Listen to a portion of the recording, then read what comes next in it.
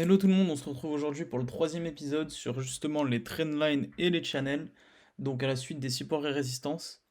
Donc pour commencer, on va se mettre sur un actif, donc là aujourd'hui vous pouvez voir je suis sur le GBP/USD, donc le livre sterling face au dollar. Et tout d'abord pour vous expliquer ce qu'est une trendline, on va reprendre en fait ce que je vous ai expliqué dans la seconde vidéo sur les supports et résistances. Au lieu que ça soit des lignes horizontales, la trendline ça va être une oblique que vous allez tracer et qui va en fait prendre les points les plus importants du marché. Donc là, je vais vous montrer sur le GBP/USD. Donc ici, on est en daily, comme vous pouvez voir en haut. Donc je vais tracer cette trend et vous voyez que je vais vous montrer après, on va zoomer, mais on a plusieurs touches sur cette trendline. Donc tout d'abord, en bas, on a une touche ici. On va avoir une touche également par ici. Une touche aussi également ici. Une touche ici.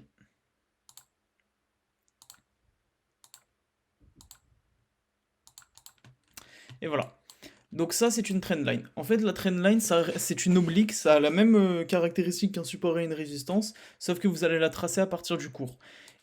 Et tout comme le support et la résistance, la trendline, en fait, va être connue de tous les traders et de tous les investisseurs, parce que justement, c'est un seuil psychologique sur lequel tous les traders et investisseurs s'appuient, donc tout le monde les connaît par définition. Là, pour le coup, celle-ci, voilà, elle est tracée en daily, donc tout comme également les supports et les résistances, plus le time frame, plus l'unité de temps est grande, pardon, plus l'importance de la trendline est importante. Tout comme pour les supports et résistances, sur une grande unité de temps, c'est très important, plus que sur une petite unité de temps. Là, c'est exactement la même chose, donc on est sur du daily, donc c'est une trendline qui a quand même une grande importance. Et vous voyez qu'on a une touche, deux touches, trois et quatre touches. Une trendline, pour être validée, pour confirmer qu'elle existe bien, il faut au minimum 3 touches. Là, vous voyez, donc on a 4 touches, donc c'est bien une trendline qui existe. On a bien eu à chaque fois des rebonds sur ce trait. Et donc c'est un niveau psychologique que tous les investisseurs et traders connaissent. Par la suite, la trendline va se décaler et créer un channel, donc un couloir si je puis dire. Ça va être, on va juste cloner cette trend, voilà. Et vous voyez, je vais la décaler, je vais la mettre légèrement au-dessus. Donc là, pour l'instant, avec la trendline qui est sous le cours, vous voyez que le cours en fait a été soutenu à 4 points à chaque fois et qu'à partir du moment où on a touché, on est reparti à la hausse. Maintenant, par la suite, je vais vous montrer avec la deuxième trendline ce qu'on peut faire. On va juste la redescendre. Voilà, comme ceci. Et ça va nous créer justement ce qu'on appelle un channel. Donc vous voyez qu'on a eu une touche ici. Donc ici. On a eu une touche avec la mèche de la bougie ici. Et pour l'instant, on n'a pas eu de troisième touche. Donc contrairement à la trendline du bas, celle-ci n'est pas validée. Mais ça peut nous donner une indication sur potentiellement où est-ce que le cours pourrait aller par la suite. Et vous voyez que le fait d'avoir tracé pardon, une trendline en dessous du cours et une trendline au-dessus du cours, nous permet en quelque sorte de quadriller notre zone où évolue le marché. Et là, comme je vous ai montré, on est sur du daily. Maintenant, je vais descendre en 4 heures pour affiner en gros l'analyse. Donc je suis descendu en 4 heures. Vous voyez que là, on a les points de touche que je vous ai montré précédemment. À chaque fois, on a vraiment bien rebondi pour ensuite repartir à la hausse. Si j'avais pris un achat, comme je vous ai expliqué dans le second épisode sur les supports et les résistances, euh, il ne faut pas se baser que sur une seule indication pour prendre un trade. Donc on ne se serait pas que basé sur la trendline, mais ça aurait donné une indication supplémentaire. Si j'avais pris un achat ici, vous voyez, on aurait pu prendre le trade et même le garder par la suite, hein, bien plus longtemps. Ici, exactement pareil, on a eu un deuxième rejet, j'aurais également pu prendre un achat. Donc voilà, et on aurait pu faire la même chose, juste derrière, encore une fois, en prenant un trade ici, vous voyez, on est venu toucher la trendline, j'affine juste ça, voilà, on aurait pu reprendre encore un trade ici. Vous voyez, on est juste venu toucher la trendline avec la mèche et on est reparti directement à la hausse, et exactement pareil ici, on a fait une mèche et on est reparti directement à la hausse. Maintenant, ce que je vais vous montrer du coup en 4 heures, c'est qu'on peut trader encore une trendline à l'intérieur de ce channel. Alors, j'enlève juste ça pour que ce soit plus clair. Voilà.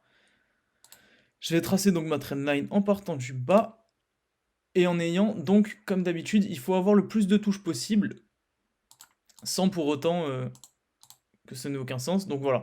Là par exemple, on va avoir plusieurs touches. Je vais me remettre en daily juste pour que ça soit plus visible. Voilà. Donc vous voyez qu'on a eu une touche également ici, au départ de ma trend. On a une touche ici. On a une touche également ici. Et on a encore eu une touche ici. Par la suite, le cours est venu monter. Donc il avait rebondi juste avant sur la trendline en dessous du cours. On est venu remonter, on est venu remonter. On a tapé la dernière fois ici, donc la trend, ici. Et juste par la suite, on a eu une cassure de cette trend et on est venu à la hausse. Maintenant, voilà, en dézoomant, vous voyez que du coup, j'ai pu intégrer donc une trendline à travers ce channel. Et le marché, c'est une fractale.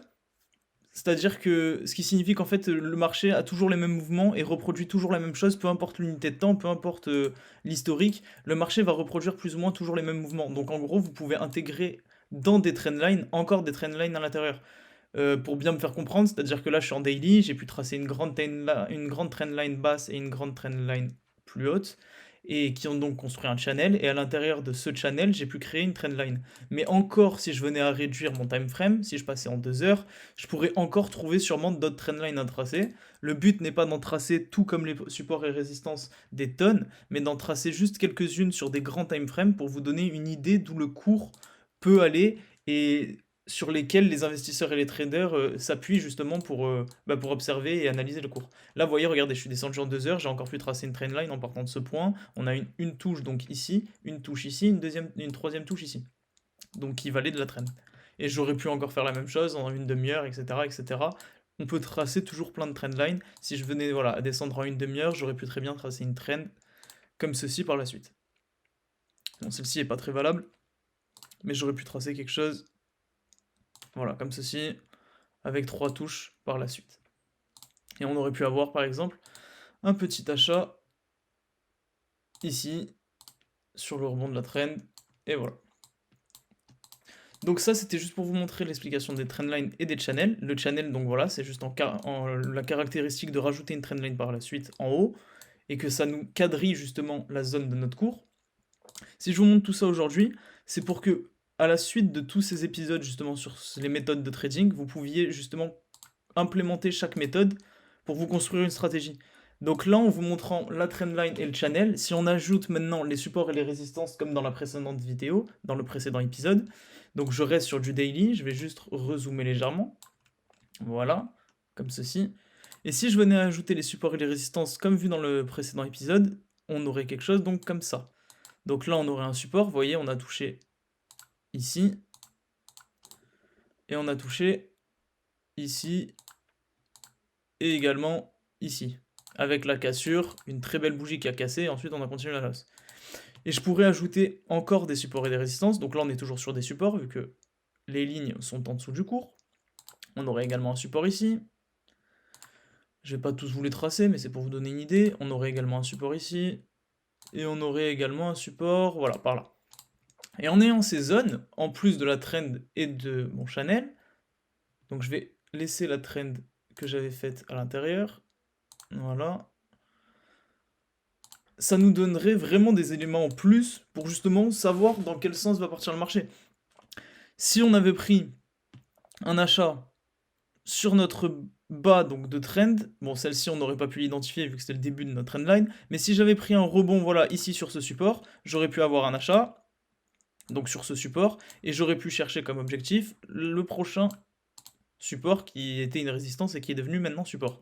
J'aurais pu également continuer à prendre un achat, voilà, ici, parce que ici, pourquoi j'aurais pu prendre un achat? J'aurais pu prendre un achat doublement parce que non seulement on est sur un support, donc ça me donne une raison d'acheter, et une deuxième validation pour rentrer à la hausse sur ce marché, c'est également qu'on approche de ma trend en bas, de ma trend basse, donc la trend basse plus le support, c'est une double confirmation qui peut me donner potentiellement justement un achat. Donc j'aurais pu prendre un achat également ici, et j'aurais pu prendre encore des achats voilà, sur les trends comme je vous ai montré précédemment ici, et encore sur la prochaine, sur le prochain support, donc ici, là, à chaque cassure et à chaque rebond.